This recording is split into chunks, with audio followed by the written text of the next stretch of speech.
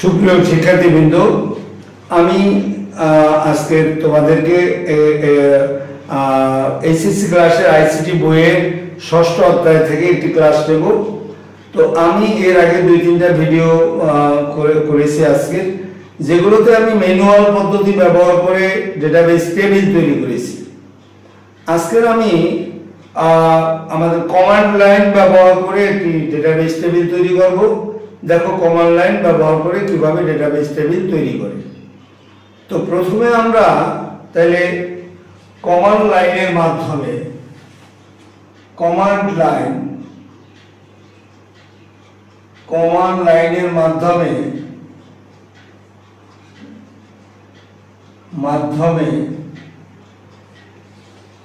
Database table তৈরি করো।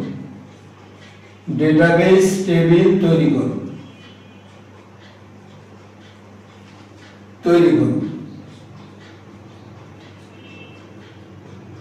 মূলত এসকিউ লাইট দিয়ে করব। লাইট দিয়ে এই তো আমাদের দেখো প্রথমে আমরা এসকিউ লাইট হিসাবে আমরা DB browser for SQ light এটি প্রথমে আমাদের ডাউনলোড করে নিতে হবে। তো আমরা মনে করি সেটা ডাউনলোড করে নিয়েছি এবং সেটাকে আমরা ডেস্কটপে রেখেছি। তাহলে আমরা এটার উত্তর হিসেবে আমরা প্রথমে লিখব যে ডেস্কটপে রাখা DB browser for SQ light এর উপরে আমরা ডাবল ক্লিক করি। তাহলে আমাদের এটার উপরে ডাবল ক্লিক করার পরে এটা ওপেন হবে আমাদের। এবারে ওপেন হওয়ার পর আমরা যে আমাদের choose a file name to save under, এটা যখন আমরা ডাবল ক্লিক করব DB browser for SQ light, এটার উপরে যখন আমরা ডাবল ক্লিক করেছি তখন এটা ওপেন হয়ে গেছে। ওপেন হওয়ার পরে সে আমাদেরকে এই বক্সটা দেখাবে যে চুজ এ ফাইল নেম, আমাদের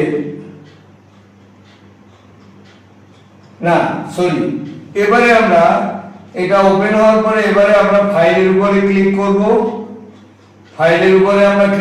এটার পরে এবারে ফাইলের উপরে ক্লিক করার পরে এবারে নিউ ডেটাবেসে ক্লিক করব।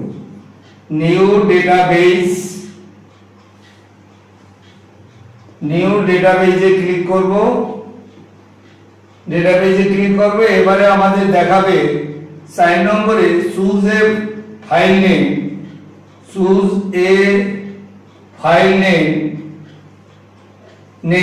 টু সেভ আন্ডার, এটা আমাদের দেখাবে।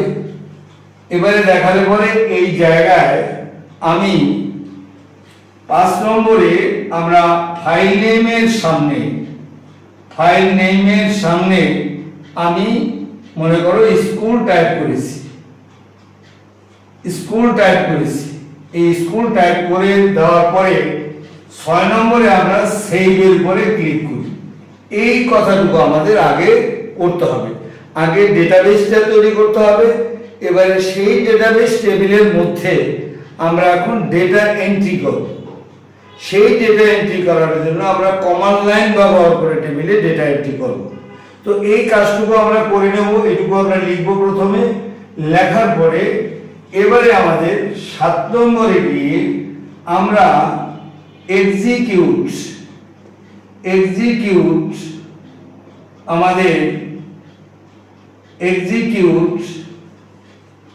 এসকিউএল, এটার উপরে আমরা ক্লিক এক্সিকিউট এসকিউএল এর উপরে ক্লিক দিয়ে আবার আমাদের আরো একটু কথা আছে, সেটুকু বলা হয় না।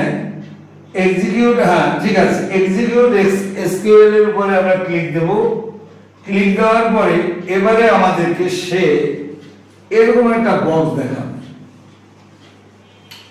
এক্সিকিউট এসকিউএল এর উপরে ক্লিক দেওয়ার পরে এই যে এরকম একটা বক্সে আমাদেরকে দেখাবে। এই যে বক্সের উপর ভিতরে আমরা এখানে লিখব, এখন এটার ভিতরে আমরা লিখব আমাদের ক্রিয়েট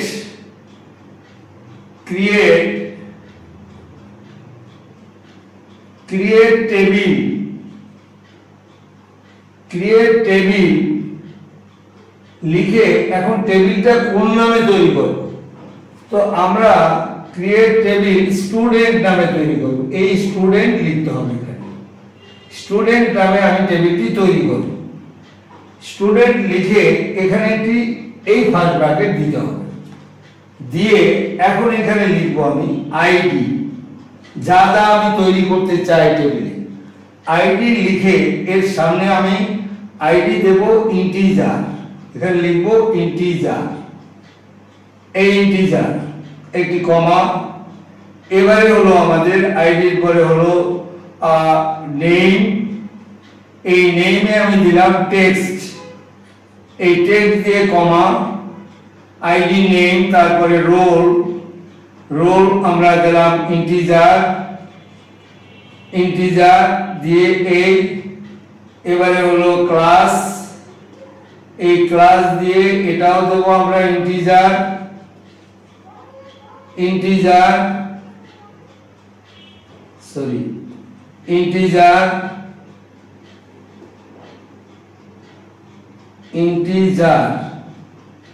এই কমা।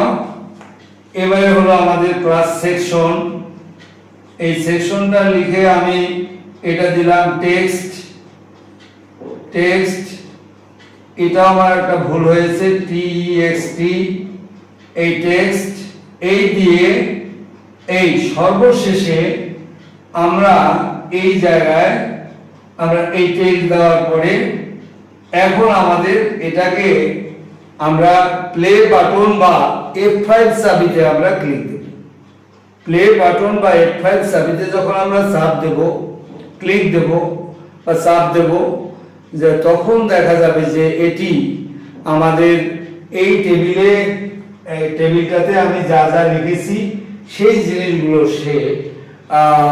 সে এখানে দেখাবে আমাকে, বা ব্রাউজ ডাটায় ক্লিক করলে পরেও আমাদের এই জিনিসগুলো সে দেখাবে। তো আমরা এরপরে এটাকে আমরা সেভ করে নেব। এভাবেও আমরা ডেটাবেস টেবিল তৈরি করতে পারি। আর ডেটাবেস টেবিলে ডেটা এন্ট্রি করার প্রক্রিয়া ম্যানুয়াল পদ্ধতিতে যেটা দেখাইছি ওই একইভাবে আমরা তৈরি করতে হবে, কিন্তু শুধু ডেটাবেস টেবিলটা আমরা এভাবে সংক্ষেপে তৈরি করতে পারি বা ওই ম্যানুয়াল পদ্ধতি ব্যবহার করেও আমরা করতে পারি। সকলকে অনেক ধন্যবাদ। আমার ভিডিও ভালো লাগলে এটাকে লাইক এবং সাবস্ক্রাইব করবেন।